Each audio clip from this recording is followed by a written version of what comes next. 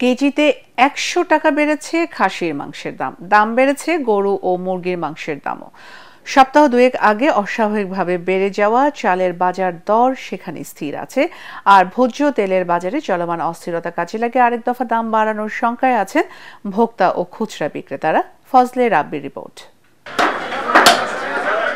পবিত্র শবে বরাত উপলক্ষে মাংসের দোকানে অন্যান্য দিনের তুলনায় ভিড় একটু বেশি। বাজার অর্থনীতির হিসাবে দাম না কমলেও স্থিতিশীল থাকার কথা, কিন্তু অর্থনীতি সে হিসাব উল্টে দিয়ে ১১০০ টাকার খাসির মাংস বিক্রি হচ্ছে ১২০০ টাকায়, ৭৫০ টাকার গরুর মাংস ৭৮০, কোথাও কোথাও বিক্রি হচ্ছে ৮০০ টাকায়। আপনি যদি শিক্ষিত লোক এই কথা বলেন আমি তো জবাব দিতে পারুম না। কখনো তো বেচা কিনি একটু বেশি, সবার ঘরেই লাগে, আরো যে দাম একটু বেশি। গরুর প্রতি ১৫ থেকে ২০,০০০ টাকা বাড়ছে। দাম বেড়েছে মুরগির মাংসেরও। বয়লার আজকে ২০০ টাকা বিক্রি করতেছি, সোনালী ৩২০ টাকা ১ নম্বরটা, আর ২ নম্বরটা ২৮০ টাকা। ভরা মৌসুমে সেই যে বাড়ল চালের দাম, এরপর আর কমার নাম নেই, আক্ষেপ ভোক্তার।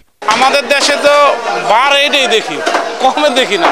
কিছুদিন আগেই বাজারে কৃত্রিম সংকট তৈরি করে তেল ব্যবসায়ীরা বাড়িয়ে নিয়েছিল দাম। এখন আবার চলছে সংকট। তেলের সাথে বাধ্যতামূলকভাবে নিতে হচ্ছে অন্য একটি পণ্য।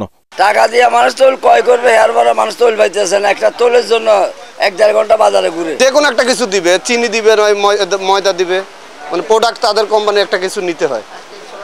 আর কিছু কিছু দোকান তো পরিষ্কার ভাষায় বলতেছে তেল নাই। ব্যবসায়ীরা যেভাবে চলছিল ওইভাবে চলছে। এখনো এই যে সয়াবিন তেল, আমি শিওর যে সরকারের সঙ্গে আবার নেগোশিয়েট হবে, দেন এগেইন দাম বাড়বে। সো এইটা আসলে কোনো চেঞ্জ হয় না। এই জায়গাটায় সাধারণ মানুষ খুশি না। গুঁড়া দুধ কেজির প্যাকেট যেগুলা বাংলাদেশি স্টারশিপ দন্না ডানু ডিপ্লোমা, এগুলা আর কেজিতে ১০ টাকা ১৫ টাকা করে বাড়ছে। শীতের শেষে বসন্তের প্রথম দিন নগরীতে সবজির দর বেশ সহনশীলই ছিল।